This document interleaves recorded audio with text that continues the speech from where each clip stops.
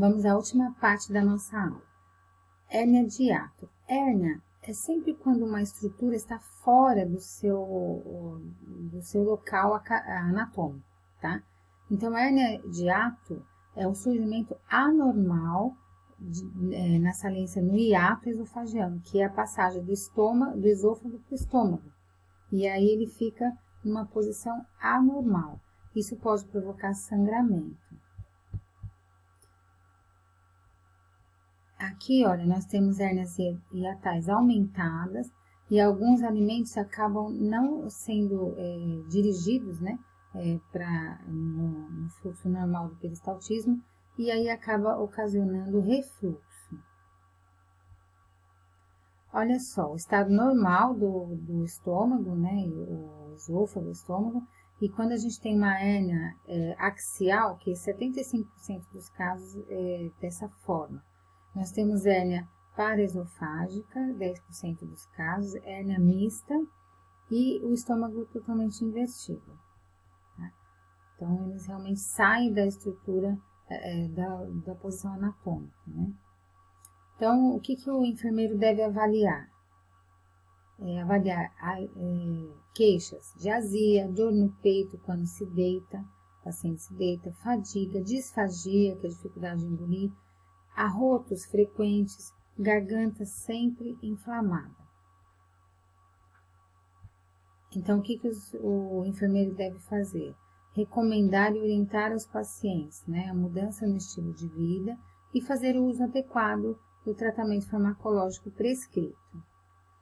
Eu sempre falo isso porque tem muitos pacientes que pegam a receita da medicação prescrita pelo médico e tá lá assim, 8/8. Aí eles tomam 8 da manhã, 8 da noite. Isso não tá errado, né? É de 8 em 8 horas, que para nós é normal, mas para o paciente não. Então, 8 da manhã, 4 da tarde, meia-noite. 6 em 6 horas.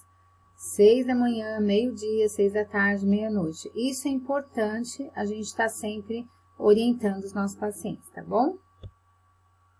Doenças inflamatórias intestinais. Essas doenças são muito importantes, acompanhamento dietético, com psicólogo, porque são pacientes que ficam bem debilitados e são doenças que acarretam muitas dores nos pacientes. A retocolite ulcerativa e a doença de Crohn. Vejam a diferença. A retocolite ulcerativa, a gente pega uma inflamação, por exemplo, de todo o cólon descendente. E a doença de Crohn, nós temos áreas inflamadas, né? Então, é uma doença inflamatória crônica de origem desconhecida, que atinge geralmente o ilho e o cólon, podendo afetar qualquer parte do intestino, tá? Então, o que o paciente apresenta? Dor abdominal, diarreia, com ou sem muco, pode ter sangue também, febre, perda de peso, enfraquecimento, devido à dificuldade de absorção dos nutrientes, né, como nós vimos aí. Olha o aspecto do piloro sem a doença, né, um piloro sadio, e um piloro com a doença inflamatória.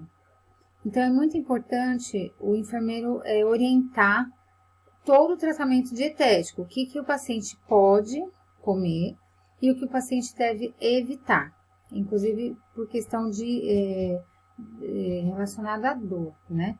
Muitas vezes o paciente vai precisar de um tratamento cirúrgico, por mais que ele faça tratamento dietético, faça alimentação, uso de medicamento adequado, né, que aliás é de alto custo, muitas vezes esse paciente vai precisar de um tratamento cirúrgico e por vezes vai ter uma ostomia, tá, que eu vou falar mais adiante. A retocolite ulcerativa, então, como eu mostrei anteriormente, a ilustração é uma doença inflamatória, que acomete a mucosa e a submucosa do intestino grosso, tá? E pode acometer principalmente as áreas mais distais, né? O reto sigmoide, ok? E às vezes até o ilho também, 10%, né? Então, olha essa ilustração. Nós temos aí uma retocolite leve, né, moderada, acentuada, né, e tendo também a retocolite crônica, com pseudopólipos, né, as cicatrizes de pseudopólipos, e aí o restante aqui, né, com o tratamento, o paciente que tem a doença, mas está estável, tá bom? Então, quais as causas? Muitas vezes desconhecidas, mas alguns casos pode estar associado a Escherichia coli. Então, os pacientes apresentam aí diarreia, sangramento retal, eliminação de muco nas fezes e muita dor abdominal. Então, é um paciente que pode evoluir para uma colostomia ou ileostomia, enfim, né? E vai precisar do uso dessas bolsas para fezes, né? Para ter a retirada das fezes por essa abertura no abdômen do paciente, que eu vou falar mais adiante alguns cuidados, tá bom?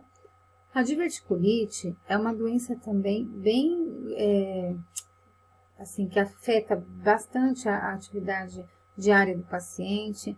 O paciente tem muita dor, né, relacionada à diverticulite quando ela agudiza, né, quando ela dá uma descompensada.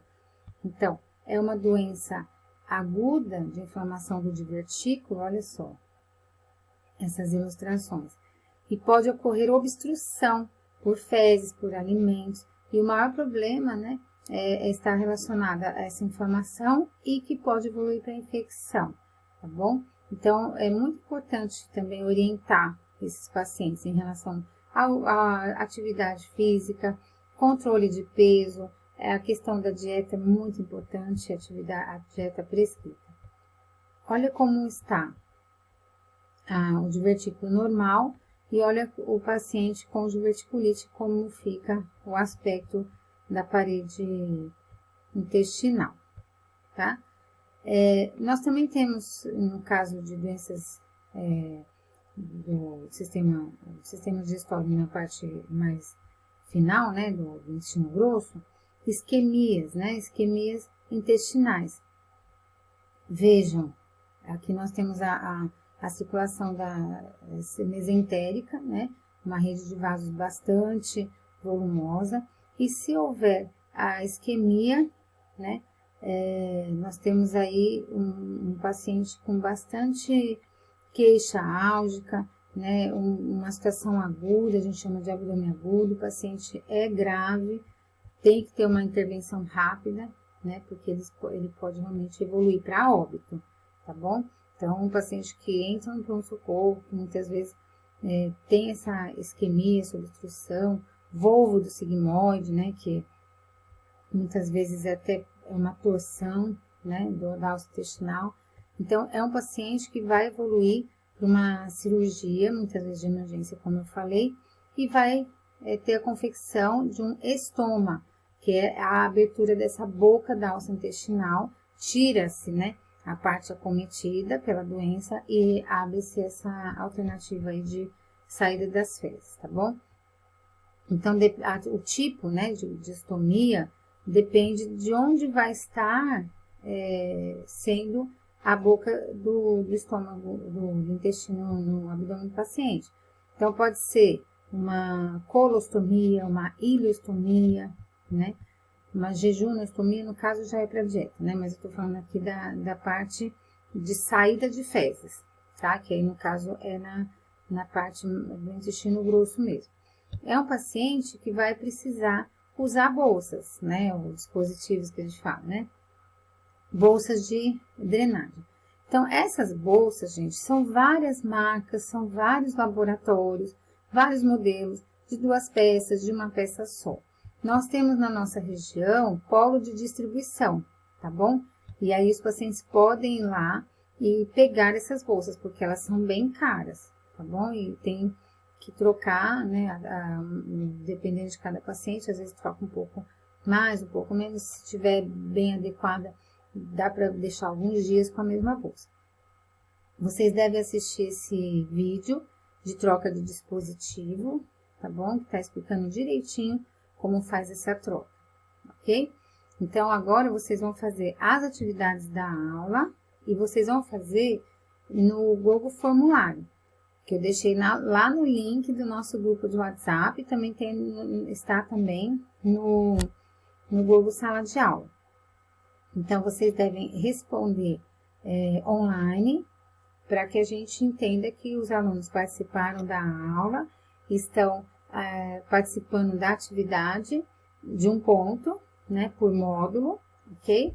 E estou à disposição para dúvidas, e a gente vai estar se encontrando hoje na nossa aula online ao vivo pelo Zoom, tá bom? Então, até mais tarde, né? Um beijo, fiquem com Deus. Tô morrendo de saudade.